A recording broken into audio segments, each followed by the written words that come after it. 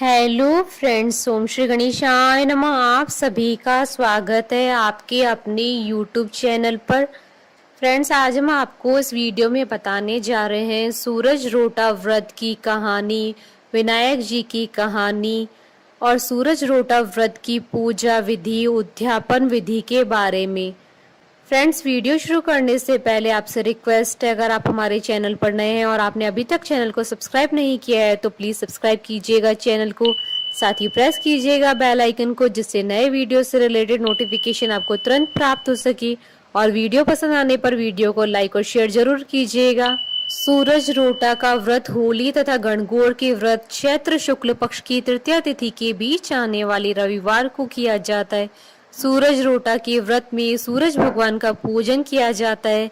एक समय भोजन करके पूरे दिन निराहार रहते हैं।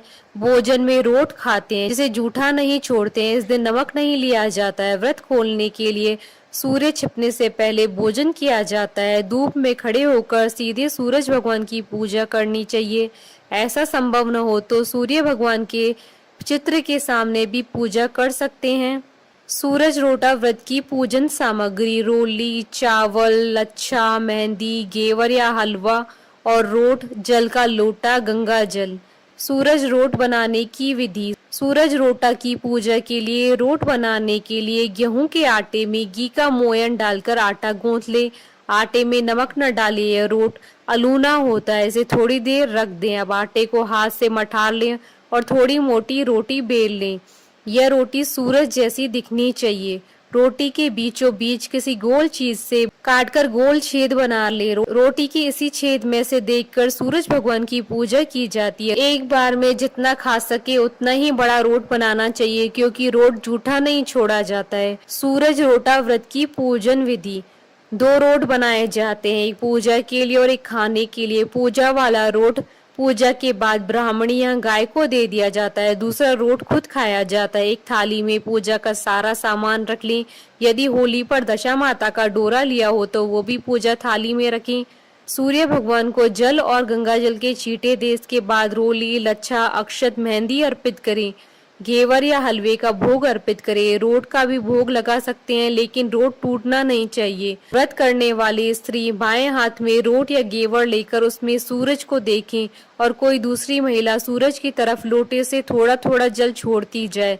जल छोड़ने वाली पूछे, सखी सूरज जी दिख्या, अर्थात हे सखी क्या सूर्य भगवान दिख रहे हैं। व्रत करने वाली स्त्री जवाब में बोले, सूरज जी दिख्या, दिख्या सो ही टूटा, अर्थात हाँ सखी, जैसे सुंदर सूर्य भगवान दिख रहे हैं वैसी ही कृपा हम पर करेंगे।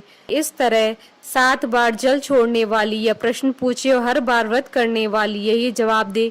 7 बार यह जवाब घेवर या रोट में देखते हुए ही देने होते हैं। इसके बाद सूर्य भगवान को प्रणाम करें। अब गेहूं के कुछ दाने हाथ में लेकर सूर्य भगवान की कहानी कहें या सुने।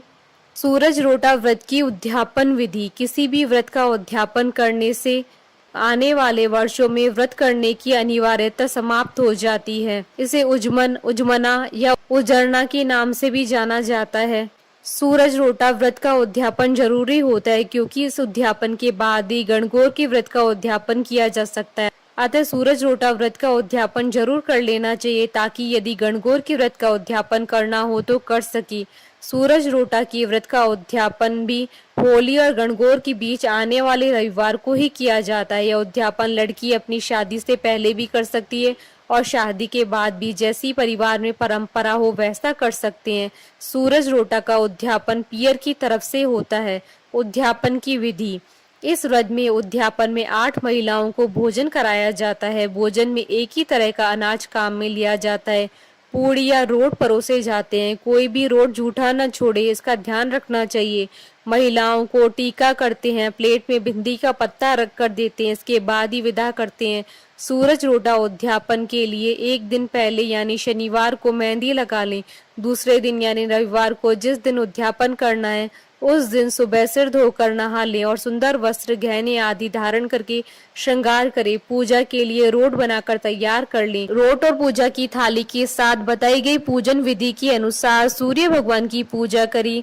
सूर्य भगवान की कहानी सुनिए। इसके बाद 8 महिलाओं को भोजन कराएं। भोजन में रोट या पूड़ी और सब्जी तथा उसके अलावा श्रद्धा के अनुसार भोजन बनाया जा सकता है, लेकिन कोई भी भोजन जूठा न छोड़े, खासकर पूरी या रोटी। महिलाएं जब भोजन कर लें तो उन्हें टीका करे, प्लेट में रखकर बिंदी का पत्ता तथा श्रद्धा अनुसार 11 या 21 रुपए रखकर उपहार दे। एक प्लेट में घेवर, भिंडी का पत्ता, रुपए रखकर सासू माँ को पैर छू कर दी।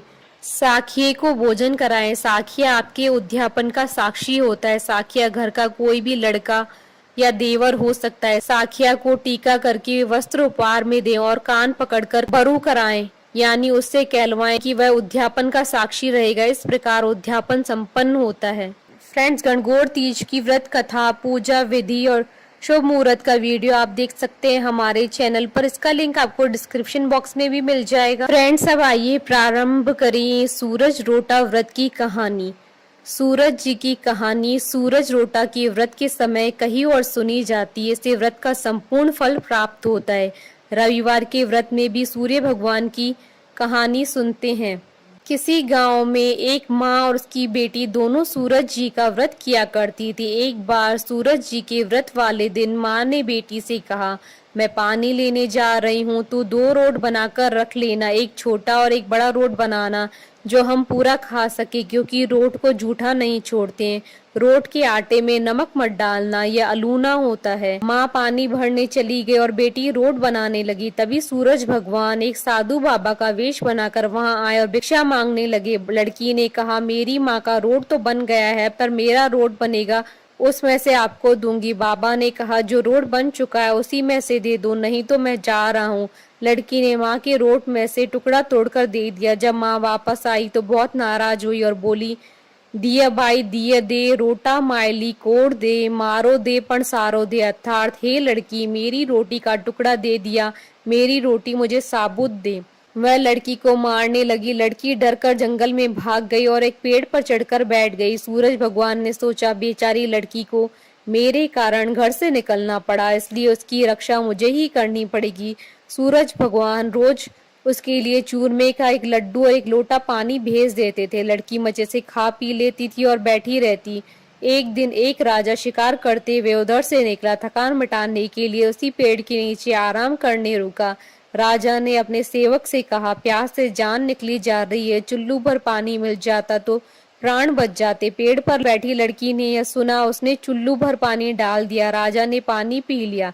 राजा ने कहा, अरे सेवक, आधी जान तो बच गई, पर एक चुल्लू पानी और मिल जाए तो आधी जान और बच जाएगी। लड़की ने फिर एक चुल्लू पानी डाल दिया। राजा ने पानी पी लिया। राजा को आश्चर्य हुआ। उसने सेवक से कहा, ऊपर अवश्य कोई है, तू ऊपर चढ़ और देख कौन है। सेवक ऊपर चढ़ा तो उसे लड़की मिली। लड़की ने सेवक से कहा, भैया तुम ये स्वादिष्ट लड्डू खा लो और पानी पी लो, पर राजा को मेरे बारे में मत बताना, यह कह देना कि ऊपर कोई नहीं है, पता नहीं राजा मेरे साथ कैसा व्यवहार करेगा। सेवक भूख प्यास से परेशान था। उसने लड्डू खाया, पानी पिया और नीचे जाकर राजा से कह दिया कि ऊपर कोई नहीं है। राजा ने सेवक से कहा, तू ऊपर गया तब तो थका हुआ था और आया तो तरोताजा दिख रहा है। नहाया हुआ खाया हुआ मनुष्य छिपता नहीं है, मुझे संशय हो रहा है, मैं खुद ऊपर जाकर देखता हूँ। राजा पेड़ पर चढ़ा तो वहां सुंदर सी ब्राह्मण कन्या को पाया। राजा ने कहा, डरो नहीं, तुम बहुत सुंदर हो, मेरे साथ चलो, मैं तुमसे विवाह करना चाहता हूँ। लड़की राजा के साथ चली गई। राजा ने उसके साथ विवाह कर लिया। साल भर में ही उसने एक सुंदर बालक को जन्म दिया। उसकी अन्य रानियां, उसकी देवरानी, जेठानी आदि उसकी और उसके पुत्र की सुंदरता से जलने लगी थी। सूरज जी का व्रत आया। लड़की रानी ने व्रत के लिए रोट बनाया। दूसरी रानियों ने राजा से कहा, तुम्हारी नई रानी को रोट बनाना नहीं आता, उसका बनाया हुआ रोट खाओगे तो आपका पेट दुखेगा, रानी खाएगी तो कुंवर का पेट दुखेगा। नई रानी ने यह बात सुन ली और उसने रोट को थाली के नीचे छुपा दिया और सूर्य भगवान से सहायता के लिए प्रार्थना करने लगी। राजा ने जब पूछा कि थाली के नीचे क्या है तो उसने कहा, मेरे गरीब पियर से आया हुआ उपहार है।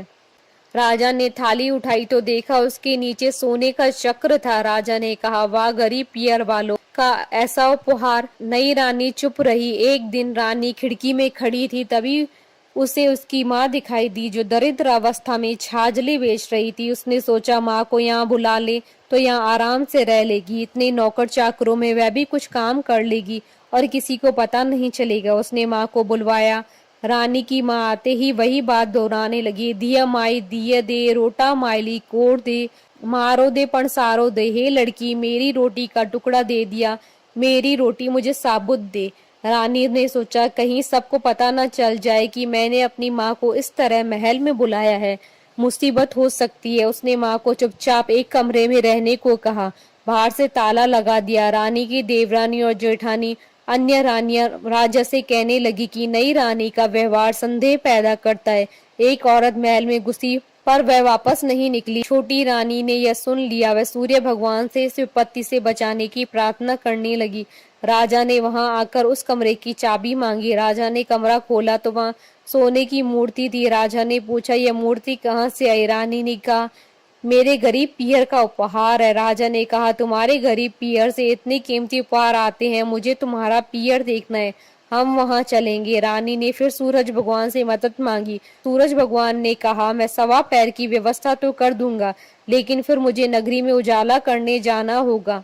सूर्य भगवान ने जंगल में माया नगरी बसा दी। महल, झरोखे, बाग बगीचे, रिश्तेदार आदि सब माया से बना दिए।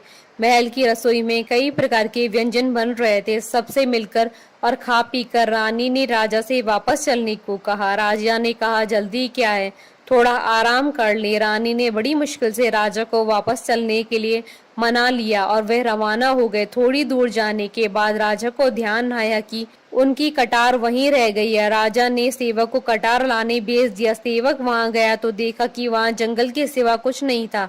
कटार झाड़ी में पड़ी मिली। कटार लेकर सेवक आया। उसने यह सब राजा को बताया।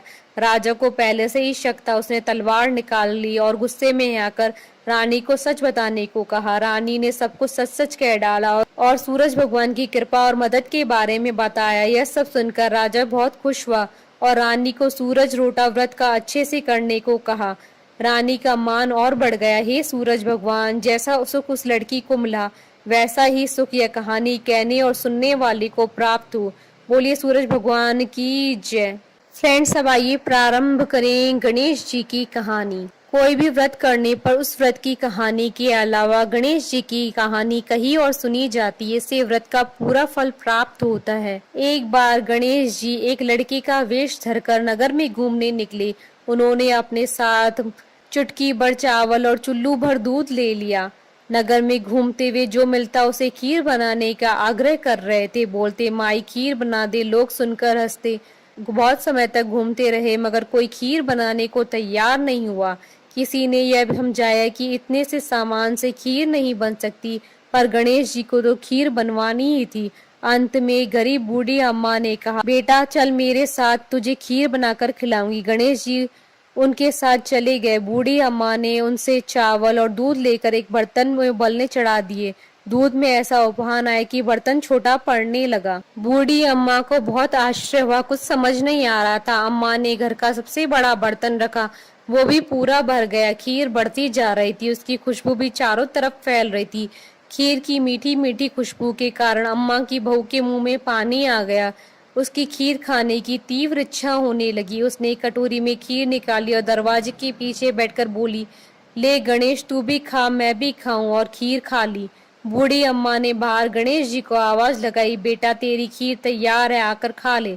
गणेश जी बोले, अम्मा तेरी बहू ने भोग लगा लिया, मेरा पेट तो भर गया, खीर तू गांव वालों को खिला दे। बूढ़ी अम्मा गांव वालों को निमंत्रण देने गई। सब हंस रहे थे। अम्मा के पास तो खुद खाने के लिए कुछ नहीं है, पता नहीं गांव को कैसे खिलाएगी, पर फिर भी सब आए। बूढ़ी अम्मा ने सबको पेट भर खीर खिलाई।